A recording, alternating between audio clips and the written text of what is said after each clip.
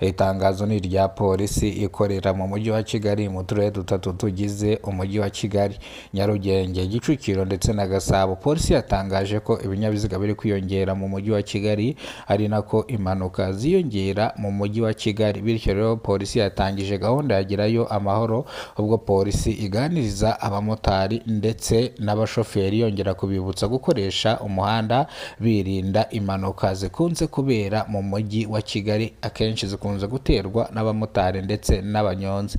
Polisi yahereye mu karere ka Gasabo mu murenge wa Mbandazi, aha niho yatangiriye hano Rugende ku bikamyo, niho yatangiriye gahunda ya Gerayo Amahoro, bwo yaganiraga n'abamotari ndetse n'abashoferi. Bivuze ngo rero polisi y'u Rwanda yashyize hanze amabwiriza mashyashya n'amategeko mashyashya. Ibinyabiziga bigiye gukurwa mu muhanda ku itariki 20 z'ukwezi kwa 10 umwaka 2025. Mukurikirane kino kiganiro paka kirangiye mumenye ibinyabiziga bigiye gukurwa mu muhanda n'ibigiye gusigara mu muhanda. Gusa si ibyo gusa, bavuze ko n'imodoka zishaje zigomba kuva mu muhanda by'iteka kubera ko zangiza ikirere. Bivuga yuko imodoka zishaje zangiza ikirere, bivuze ngo hari n'izindi modoka nazo zigiye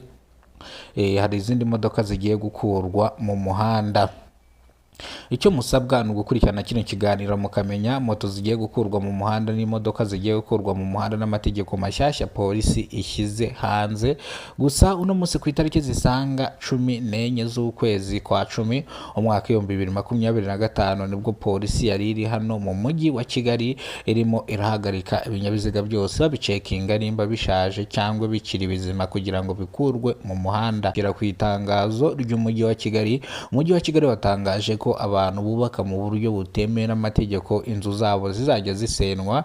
Ni mu gihe abaturage ntari buvuge umubare bubatse inzu zisaga 35 mu buryo butemewe n'amategeko, umujyi wa Kigali ukazibona wifashishije icyogajuru satellite wifashisha ugenzura inyubako ziri kubakwa hano mu mujyi wa Kigali. Bityo rero umujyi wa Kigali washyize itangazo hanze uvuga yuko abantu nk'aba ngaba bubaka inzu nta byangombwa bafite, mu gihe baba baratse ibyangombwa byo kuvugurura, nimba bafite kadesitara bakahita biyubakira ama etaje. Bavuga yuko rero izi nyubako zizajya zisenwa ndetse nta yindi nteguza, kubera ko iri ni itangazo risohotse none ahangaha kugira ngo nk'abanyarwanda babyumve. Nimbatse icyangombwa cyo vugurura wisenya ngo wubake. Nimba ushaka kubaka aka icyangombwa ndetse wubake inzu ijyanye n'igishushanyo mbonera bitewe n'imiturire ahigeze hano mu mujyi wa Kigali. Iyi ni incamake y'amakuru. Nimba aribwo bwa mbere ugeze kuno muyoboro wa Kidasamura TV Rwanda, kora subscribe, ufungura inzogera kugira ngo uzajye ubasha kubona amakuru mu gihugu cy'u Rwanda kandi yizewe.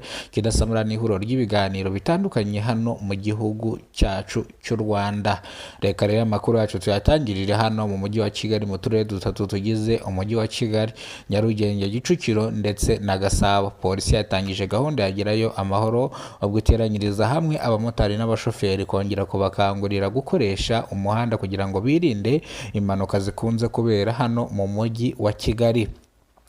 Polisi yashyize hanze amategeko mashyashya, amabwiriza mashyashya, ndetse aya mategeko murasabwa kuyumva nk'abanyarwanda kugira ngo aya mategeko atazigera abagonga. Polisi yatangaje ko ibinyabiziga bishaje bigiye gukurwa mu muhanda by'iteka, hagasigaramo ibinyabiziga bikiri bizima. Bivuga yuko ibinyabiziga bishaje bihumanya ikirere, ubwo bigiye kugabanwa mu mujyi wa Kigali. Cyane cyane umujyi wa Kigali niwo wiganjemo ibinyabiziga byinshi cyane. Gusa si moto gusa, n'imodoka nazo zigiye gukurwa mu muhanda. Bivuga yuko kampanyi ya Ritiko irimo izana izindi modoka zizajya zitwara ibintu n'abantu hano mu mujyi wa Kigali, kugira ngo mu gihe moto zizaba zakuwe mu muhanda, izi modoka zizabe ziri gutwara abantu bajya impande n'impande mu bice bitandukanye bigize umujyi wa Kigali aho bagiye mu kazi kabo.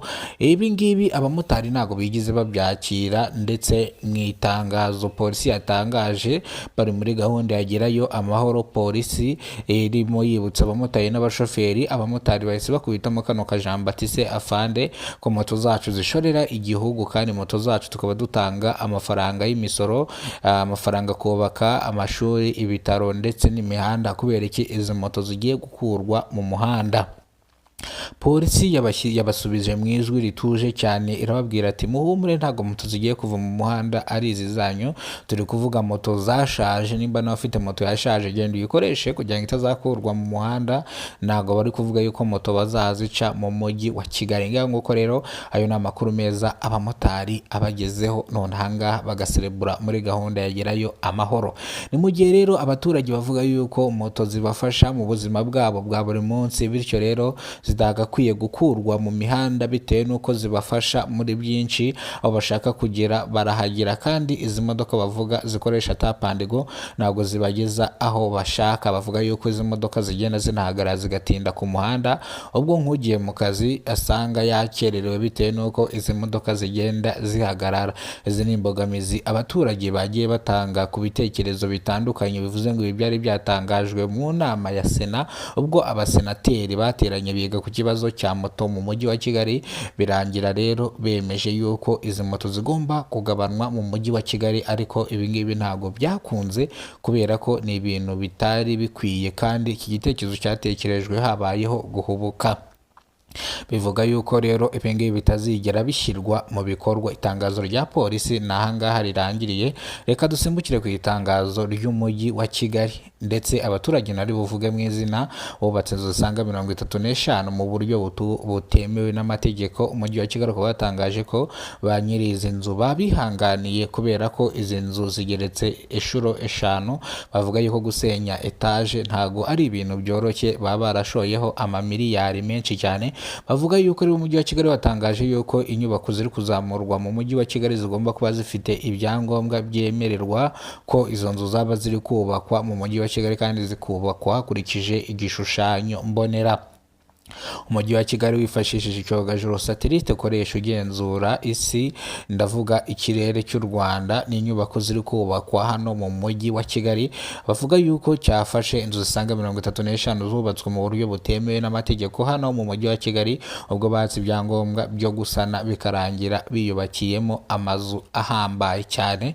Bavuga yuko rero umuntu uzongera gufatirwa mwari no kosa inzu yiwe bazayisenya. Ni itangazo rero nk'abanyarwanda mwasabwaga kumva, bityo rero mukaborera bagenzi banyu bari kubaka inzu mu buryo butemewe n'amategeko hano mu mujyi wa Kigali. Ngaho nguko rero amategeko mashyashya n'amabwiriza mashyashya polisi yashyize hanze. Polisi yavuze ko umuntu uzajya ufatwa afatirwa mu ikosa inshuro 10 ari umushoferi perime yiwe bazajya bayifata bakayihagarika, ndetse bakamuhereza amezi 3 yo kuba yicaye atarasubira mu muhanda na gato.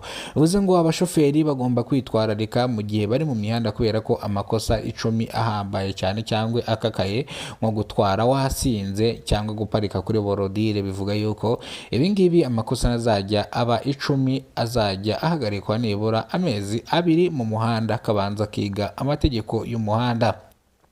Abamotari mu mujyi wa Kigali bacitse ururondogoro bavuga ko moto zabo banze kuzikura mu mujyi wa Kigali, bityo rero bakaba bishimye cyane basaba yuko ubuyobozi bwabatekerejeho, ndetse babushimira cyane bavuga yuko rwose tuzahora tubatora, kandi icyiza cyanyu ni muhwema kutita ku nyungu rusange. Ngayo nguko rero reka amakuru yacu tuyasubikire hano. Amakuru nakagaruka yari Kidasamura mu mujyi wa Kigali, ndetse nk'uko bisanzwe ikiganiro nicyo abaturage ni amakuru agezweho hano mu gihugu cy'u Rwanda. Murabizi ko Kidasamura ni ihuriro ry'ibiganiro bitandukanye hano mu mujyi wa Kigali. Imana ibarinde ibaduhere umugisha. Ikiganiro nakagaruka. Wakoze subscribe uri uw'agaciro. Ibyo tugezeho niyo tubikesha n'ibyo twenda kugeraho.